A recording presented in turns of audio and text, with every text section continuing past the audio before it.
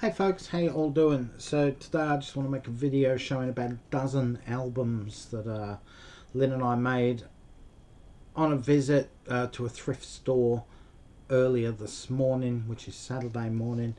We just happened to go in them when we passed them and just see what they've got, you know, in their record or cassette or CD section of the store. So anyway, we found a few good bargains, I think. So we'll start off with this one. This is an old Rainbow budget compilation of Eric Burdon and the Animals.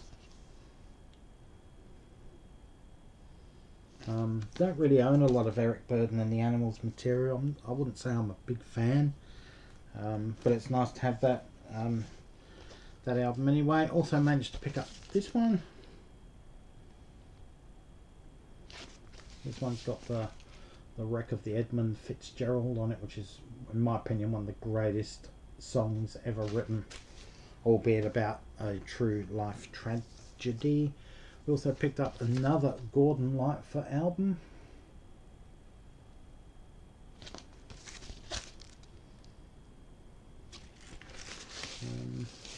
Yeah, it's on the Reprise label. Look at that. It's in such good condition, almost pristine. I wouldn't say I'm a big Gordon Lightfoot fan. I do have a couple of albums plus a compilation, so it's nice to have a couple more just to get a better idea of what the guy is about. Also picked up a Joe Jackson album, Blaze of Glory. This one was from 1989. So chart-wise and popularity-wise, he was sort of, for want of a better word, past his use-by date. But I like these albums from the late 80s and 1990s of Joe Jackson. They're a bit more honest and sort of him being him without trying to be chart friendly, I guess. But yeah, they're really good. His later day albums are really good in my opinion. We also managed to pick up a really excellent copy of Hot August Night. I have this on vinyl as it is. Lynn has it as well. But this was in just such good condition. I also have the CD of this. I'll just show you one of these. Don't need to show both. Look, excellent condition. So yeah, it's a lot better. The vinyl and the cover itself are a lot better quality than both of the versions that we have in our collection. So this was well worth a tenner. To pick up. I'm not a huge fan of Neil Diamond neither. I just love that album. Also picked up this one. Bit of a tear in the cover, but Bobby Womack. I don't own any of Bobby Womack's material, but I do like what I've heard of him. So this is quite a cool album also.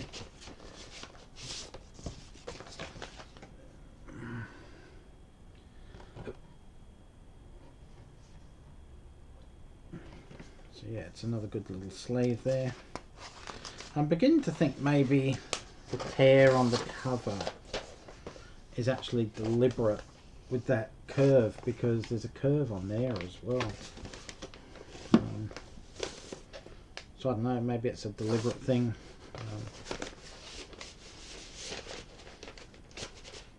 It seems to fit well so you can't see it. Also picked up Fifth Dimension album. I got to admit, I actually laughed when I picked this one up because of the gollywogs on the cover. I just thought it was humorous in this woke, politically correct world. You have a black group with gollywogs on their cover. I just thought that was just amusing anyway, so it was worth it for that. Lynn also picked up this one. Never had this album, never owned it. Back in the day I was told don't bother because there's nothing anywhere near as good as Tainted Love on it. But hey, for a couple of bucks you just can't go wrong. So that'll be an interesting listen. Also managed to pick up this one.